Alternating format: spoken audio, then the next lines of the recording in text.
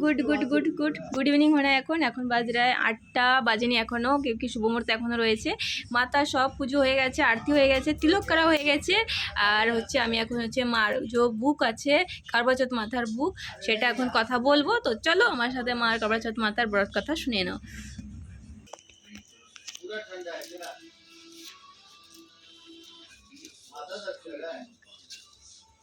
थोड़ा सा गर्म पानी पिलाइए, वहाँ डॉक्टर है।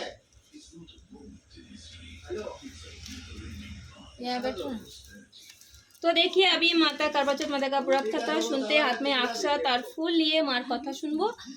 ये व्रत हर साल आता है, लेकिन सही विधि से ना करने से वजह से इसका फल नहीं प्राप्त हो पाता।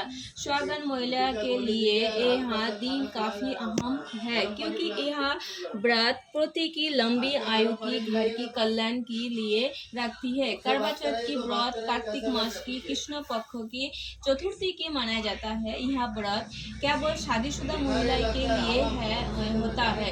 अक्सर महिला अपनी माँ या फिर अपनी सास से करवा चौथ करने का विधि सीखती है, लेकिन अगर आप अपने घर से दूर रहते हैं तो व्रत करना चाहती है तो इसके विधि जरूर जाने।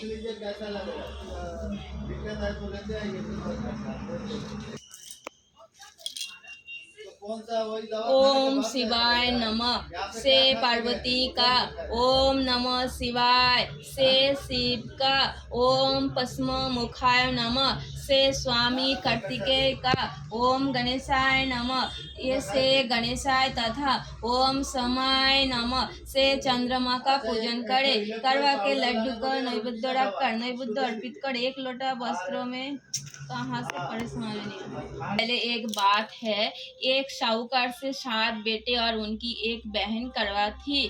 सभी 7 भाई अपने बहन से बहुत प्यार करते थे, यहाँ तक कि पहले उसे खाना खिलाते और बाद में स्वयं खाते थे।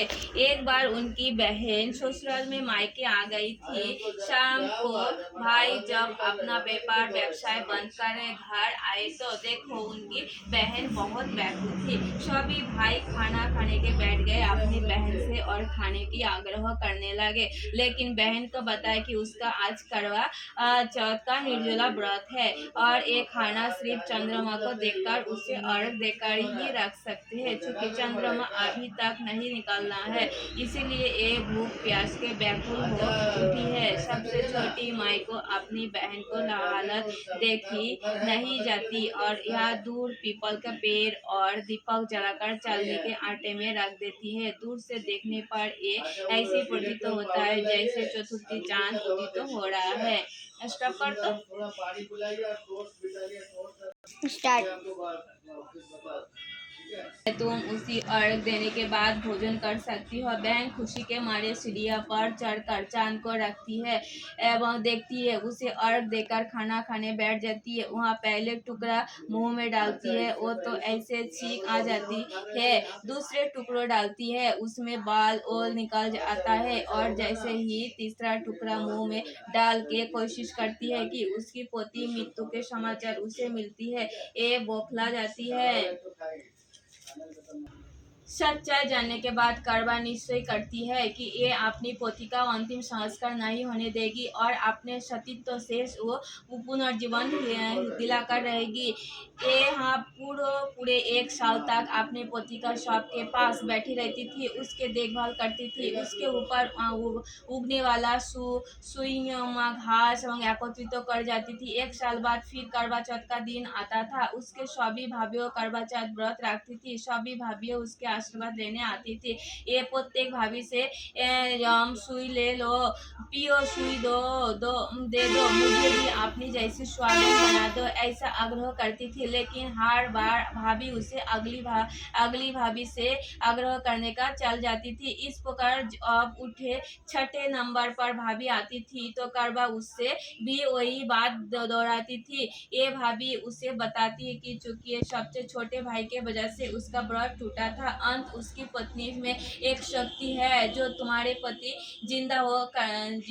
जिंदा ना कर दे, उसे नहीं छोड़ना। ऐसे कहकर वो चली आती है। सबसे अंत में छोटा भाभी आती है। करवा उनसे भी सौगंध बनाने का आग्रह करती है, लेकिन यहाँ टाल मटोली करने लगती है एवं इसे देखकर करवा उन्हें जोर से पकड़ लेती है एवं करवा उन्हें अपने सुहाग जिंदा करने का लिए कहती है। भाभी उसमें छुड़ाने के लिए नोचती है, खसोटती है, लेकिन करवा नहीं छोड़ती है। अंत में उसकी तपस्या के देख भाभी पसी जाती है कि अपनी छोटी उंगली को चीरकर उसमें से अमृत उसके पति को मुंह में डाल देती है। करवा का पति तुरंत श्री गणेश गणेशाय कहते हुए उठ के बैठ जाते हैं। इस प्रकार प्रभु कृपा से उनकी छोटी भाभी मध्यम के करवा अपना सुहाग वापस मिल जाता है। हे श्री गणेशा माँ गौरी, जिस प्रकार करवा को चिर सुहागन वरदान आपसे मिली है, वैसा ही सुहागन का हमें मिले। द्वितीय कथा। करवा चौथ का पौराणिक कथा के अनुसार एक समय की बात है जब नीलगिरी पर्वत पर पांडव पुत्र अर्जुन तपस्या करने गए, तब किसी कारणवश उन्हें भी रुकना पड़ा। उन्हें दिनों पांडवों पर गहरा संकट आ पड़ा। तब चिंतित हो शोकाकुल द्रौपदी भगवान श्री कृष्ण का ध्यान किया तथा कृष्ण के दर्शन होने पर पांडवों को कष्ट एवं निवारण हेतु उपाय पूछा।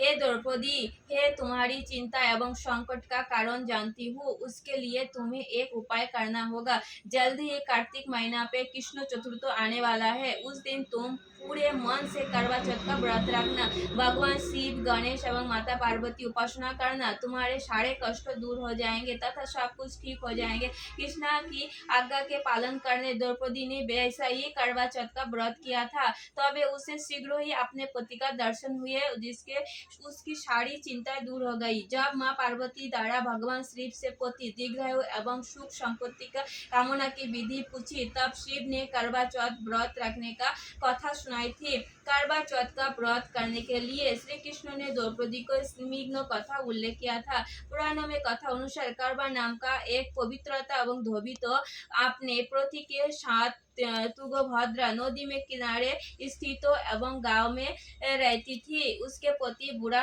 एवं निर्बल था। हाँ उठा। पुराणों के कथा